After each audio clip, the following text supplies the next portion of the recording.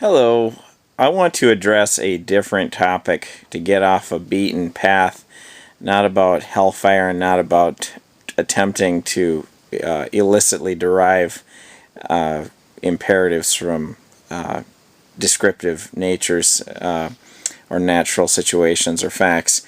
I want to address a very interesting argument proposed by a young Earth creationist astronomer named Jason Lisle.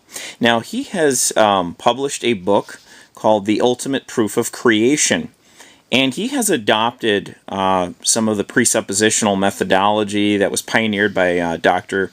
Cornelius Van Til of Westminster Theological Seminary in Philadelphia, Pennsylvania, where I was born when my father was attending seminary there, and also furthered by Professor John Frame, also of Westminster, and Dr. Greg Bahnsen, and Michael Butler, and some others who have followed in this train of thought and worked out some of the logical possibilities and problems within presuppositionalism as a Christian method of apologetics. Jason Lisle, though, makes this interesting observation that you can force the non-believing frame of reference to admit its problems, a central problem with an ultimate standard.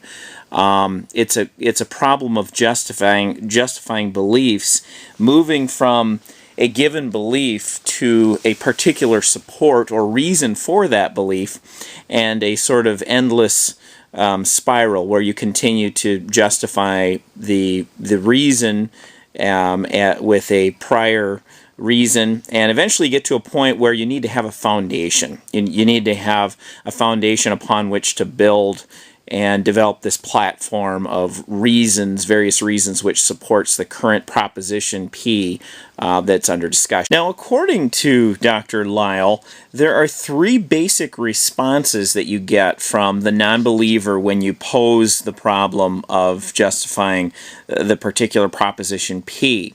And in terms of the endless nature of inquiring upon reasons and justifying and further justification. One of the responses that he believes is typical is that I know that the ultimate standard, when you go back far enough, you arrive at an ultimate standard. I know that ultimate standard T is true because it follows logically from U. And so then he says at that point, well, the person or respondent has not understood the nature of the problem. You cannot continue to dig down further. You have to stop this cycle of justification. You have to stop at some point, some founding point. He said another response is where you state that T must be true because it implies S, where S is something that obviously would have some plausibility or intuitive appeal. And he says, well, that doesn't justify, that doesn't give the strong justification for T, the ultimate standard that you need. And then finally, he believes that you come across the response that I guess I just can't prove my ultimate standard. I just have to accept it as a presupposition.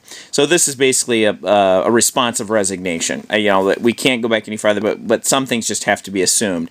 That foundational belief just has to be taken for granted at some point. You cannot continue to go back endlessly to try to justify something when you're just providing reasons which themselves need additional reasons for support.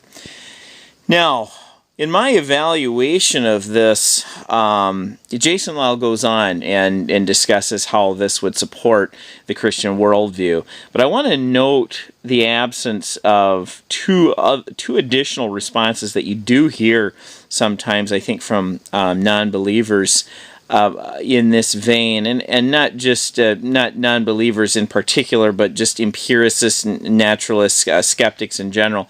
One common response you'll find is that, well, that's just the nature of the problem of knowledge. It's the nature of trying to gain justified true belief, is that you have to continue to burrow down and find additional reasons, and there may not be any end in sight. So it may be something which is endless the chain of reasoning may have to stop at some point, but that doesn't mean that you arrive at a belief, an ultimate standard that must be justified at some point. You may have to go back farther and farther, and it may be, unless that may be the nature of human knowledge itself. So it may be a problem inherent to human knowledge.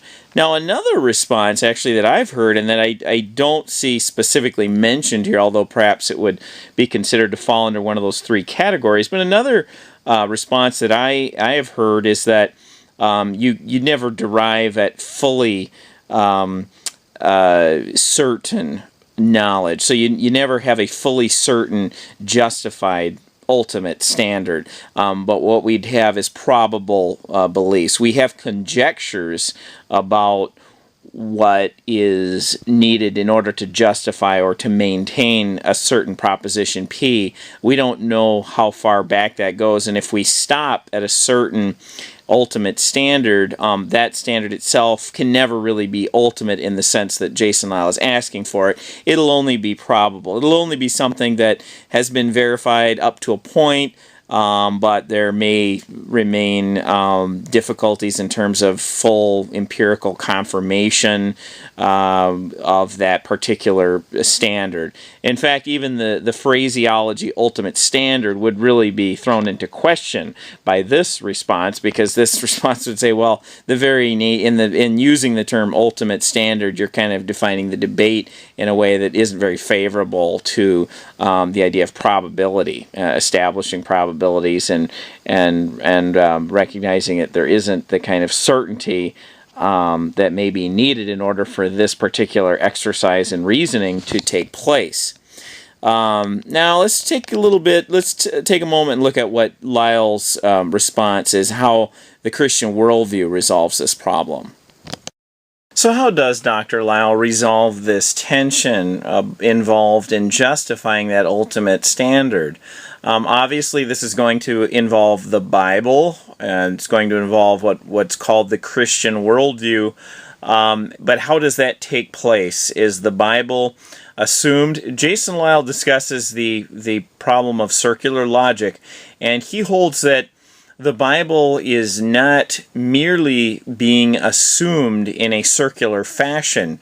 The reason why? Well, it's because the Bible and the premises that it entails are necessarily involved in making sense out of the world for anyone. So the whole Bible and its constituent parts must be assumed, the Christian worldview must be assumed in order for anyone to make sense out of their experience. He correlates or analogizes the scriptures with the laws of logic in a way that, of course, the skeptic who would want someone to attempt to prove the laws of logic would, in challenging the believer in the laws of logic, in challenging him, he would be using the laws of logic himself. So in other words, you must use the laws of logic in order to even pose a challenge about the validity of the laws of logic.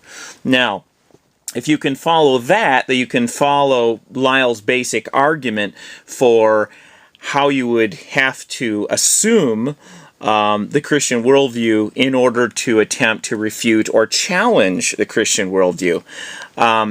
He's pointing out, obviously, that the Bible is very foundational to a lot of things, that you cannot merely appeal to empirical experience in order to make sense of empirical experience, I guess, to put it in the most brutish fashion. But as I pointed out earlier, I think some of Lisle's some of the gauntlet here, that some of the ways that Dr. Lisle has in formulating this may need to be recast a little bit, because obviously we deal with different ways in which to resolve the issue of how do you justify your ultimate standard, particularly for the empiricist, where absolute certainty or absolute justification may not mean as much as it does, obviously, for the Christian believer. Well, there's a lot more that could be said on this topic, and I've already grown very long-winded on it, and maybe in the future I'll have some more pointed things to say. I would encourage you to delve into and pick up a copy of The Ultimate Proof for Creation if you haven't already. Dr. Lisle is a provocative thinker, and our family actually was able to hear his presentation on presuppositionalism at a Baptist church actually north of Milwaukee, Wisconsin, about a year or two back, and we really did appreciate that. I will look forward to your comments below too, and in interacting with those and talking further. Well, thank you for watching, and